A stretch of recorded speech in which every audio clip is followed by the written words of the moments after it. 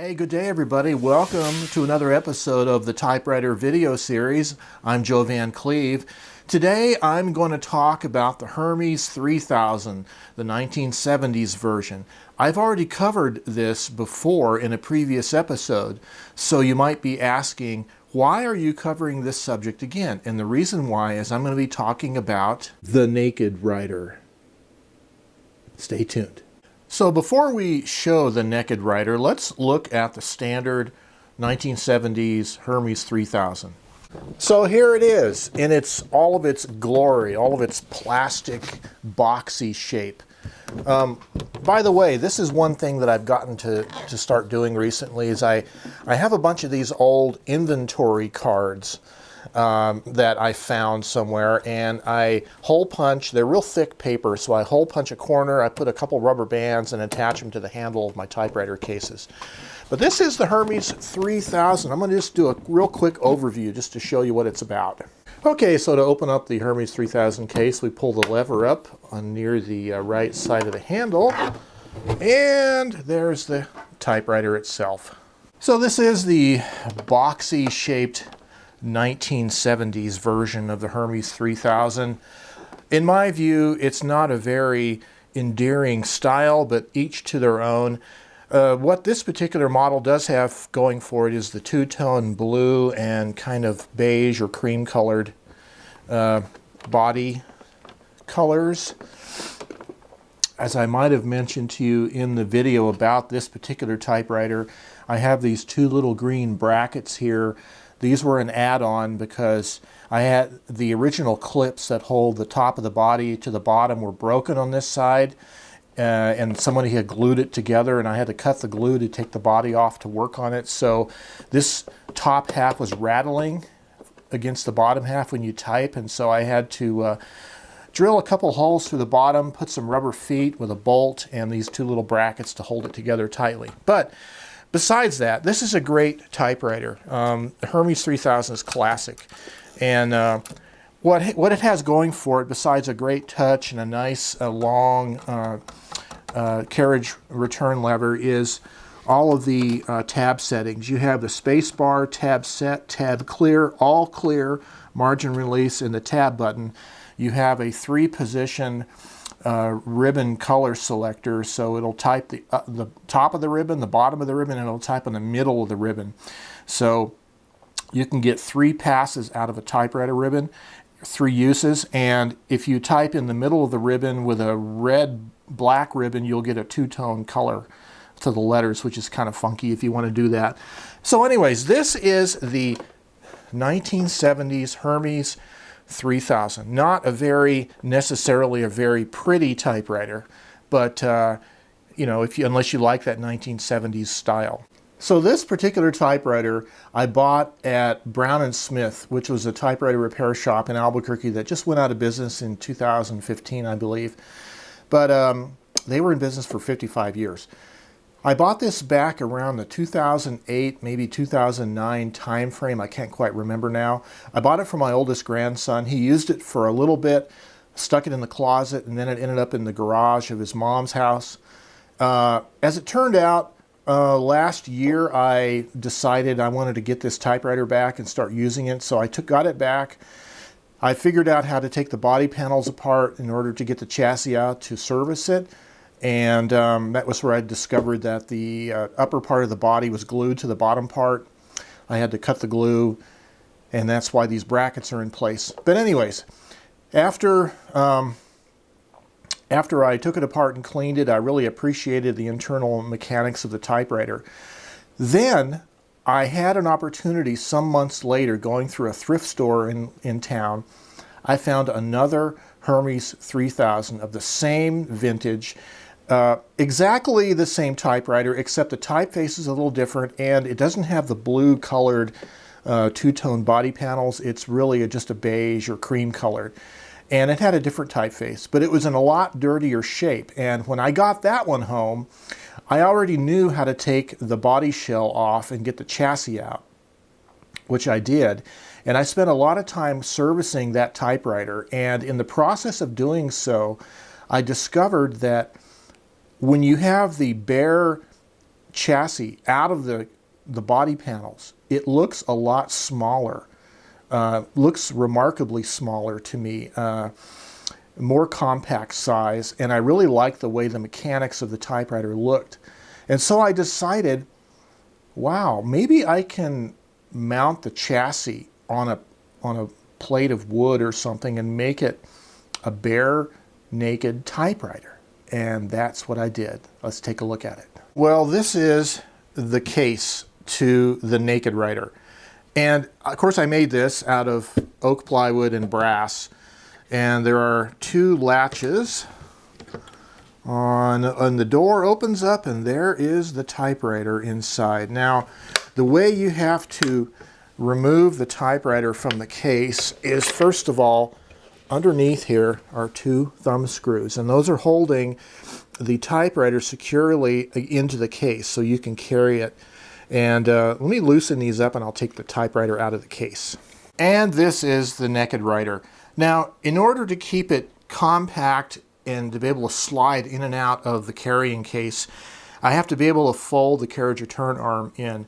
And so what I've done is I have this spring that attaches to a little bracket behind the tab clear button, and it just hooks onto the end of the arm. So when I'm using the typewriter, I just take this spring and along with those two thumb screws and stick them in the case. So here it is, the Nekkid-Riter or Nekkid-Riter. So the story on this was when I decided to display the bare chassis on a piece of wood, I had to figure out what size piece of wood I needed and what shape. And I took a piece of cardboard and I kind of measured the outline of the base here. And if you look at it, it's kind of tapered toward the front. It tapers in to kind of match the shape of the keyboard a little bit. But I went down to a exotic wood store here in Albuquerque, and I found this piece of oak that was about a little over an inch thick, and it was a rough oak with the bark still on two sides of it. And the guy ran it through a planer, so it was planed, nice and flat, but it still had the strips of bark. So I took it home and I set my cardboard pattern on it, I outlined it, and then I cut it with a jigsaw. And then I took a random orbital sander, finished sanding it up. The mounting holes that support the chassis to the original case or body of the typewriter are these M5 metric bolts that come from underneath. And so I countersunk the bolts from underneath, and I'm using nylock nuts to lock the bolts in place onto the mounting brackets for the chassis. I also had to add a couple rubber grommets underneath each one of the mounting feet, and the purpose for that was to raise the typewriter up because there is a linkage underneath here that I think it deals with the space bar mechanism, and it actually goes down a little bit and it would rub against the base if you didn't raise it up a little bit. So I had to do that. Let me unlock the carriage here. There we go. And then of course I have these 1/4-20 mounting bushings mounted into the bottom. Now, this is oak and these are brass. And brass is a soft metal, oak is a hard wood, and this particular mounting bushing went in slightly crooked because of the way the grain of the wood is, and the brass is soft. And so when I put in the thumb screws from underneath, this particular thumb screw I have to put in at a slight angle. But other than that, that's the only real problem I had. Of course, the bottom of the typewriter is a little dirty, but this is a thick rubber sheet that I epoxied to the bottom of the wood in order to give it its own typing mat. So you can put this on a hard surface, smooth table, and it won't slide around when you're typing.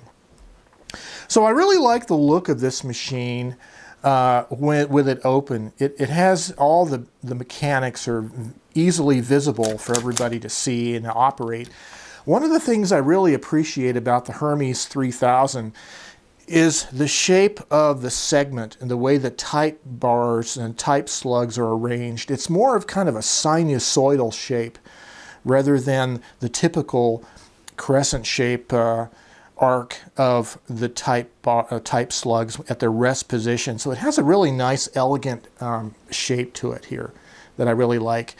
I think these two selector knobs, this is the touch selector, this is the line spacing or the color selector.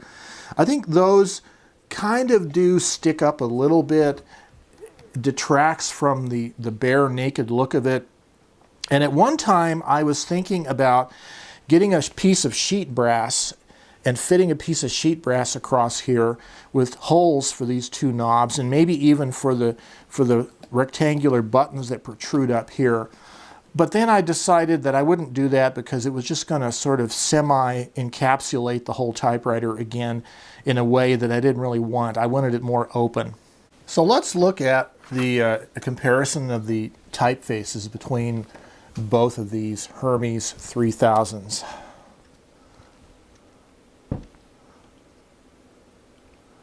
So the upper typeface is the Nekkid-Riter. The lower typeface is the typewriter that belonged to my grandson. You can see the lower one is a sans serif style font or typeface, and the upper one is a really elegant looking typeface. I don't quite know what the name of that style of that typeface is, but I really like it. It's really cool. Okay, so when I was making this project, moving the chassis of the typewriter out and onto a wooden base and making the carrying case, I was kind of thinking to myself, why are you doing this? What's the purpose for it?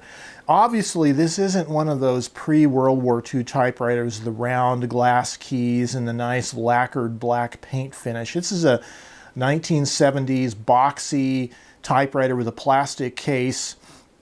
But several things I noticed. First of all, in case you guys aren't familiar, these Hermes 3000s are some of the best typewriters ever made mechanically in terms of the feel of the typing action.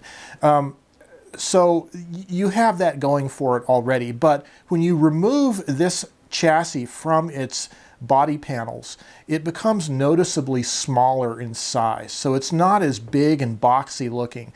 Thirdly, the mechanism of this typewriter is admirably quiet for a manual typewriter. Now, I have certainly not tried all the manual typewriters out there, but I think all the ones I have, the Hermes 3000 is so quiet in comparison to a lot of them. And this one, even without the body shell, even with it all open, it's remarkably quiet of a mechanism.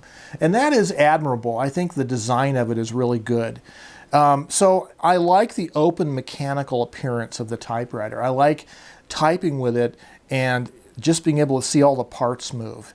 It is a very interesting experience. And I already had the same body style typewriter in the earlier one I got for my grandson. So having this second one, I didn't feel so bad about removing it from the body shell, which, by the way, I've saved the body shell. I still have it if I ever wanted to restore it back to its original condition. Sometimes you find yourself in an unusual situation where you don't really have a desk to type on. This is one instance where the carrying case to the Nekkid-Riter can serve as kind of a tabletop desk. I have it situated on this little couch, this little sofa love seat. The typewriter sits right on top, and with a little chair I'm sitting on, or you could be sitting on a footstool or whatever, it kind of makes for a little makeshift desk situation. So it does have a certain amount of utility for that purpose.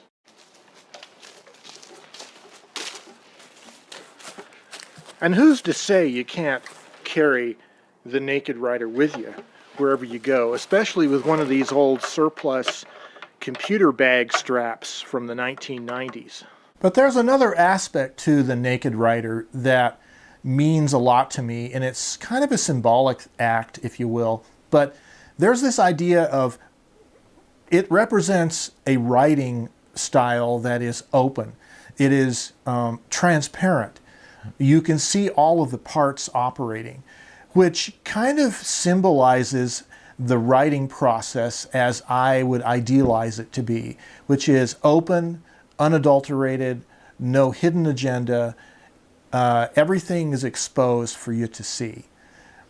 You know, we live in an era in early 2017 when in a certain large industrial country in North America, we've had a change of national leadership, and along with that change has been a lot of controversy around the relationship between the government and media. And specifically at those White House press conferences of late that have gotten so cantankerous, I think what those guys need is one of these. They need a Nekkid-Riter. They need to have one of these sitting on their lap. Total transparency, naked writing, transparent writing, totally open writing, no hidden agendas writing, factual-based writing. Is your writing stilted and closed? You need a Nekkid-Riter. Do you have problems expressing yourself on paper? You need a Nekkid-Riter. Do you have issues with being able to type the innermost secrets of your heart? You need a Nekkid-Riter. Are you factually challenged? You need a Nekkid-Riter. Do you find yourself not being able to write what you really want to write? You need a Nekkid-Riter. You need a typewriter that opens yourself up to total transparency on paper. Remember, the typewriter is the most private method of mechanical writing. Nobody else is going to see it if you keep the paper secret.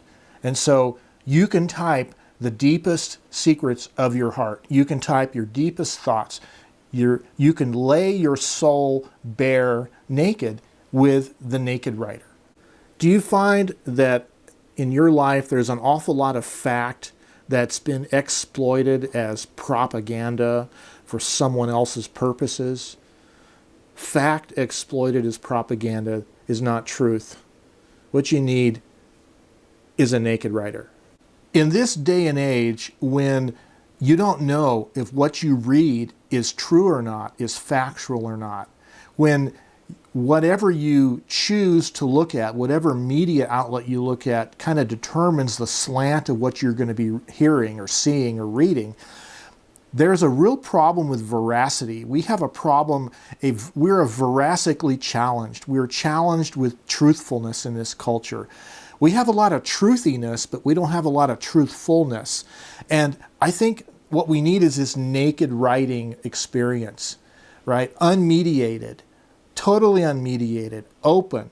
Whatever thoughts come to mind, they work through your fingers, through the type bars, into the paper. It is unmediated writing. And the Nekkid-Riter kind of symbolizes that. It is a truthful, factual, unmediated writing experience. Everything is open. No hidden agendas. The entire mechanism is open for you to see. I think it's a philosophical position. Besides looking kind of cool, mechanical, not really steampunk, I would say, because it's not old enough to be steampunk with the plastic keys and all that. But there is a philosophy of openness about this naked typewriter that I think goes along well with its appearance. So if you find yourself factually challenged, truthfully challenged, maybe too much truthiness and not enough truth in your life, maybe what you need is a Nekkid-Riter. This is Joe Van Cleve. Have yourselves a great day.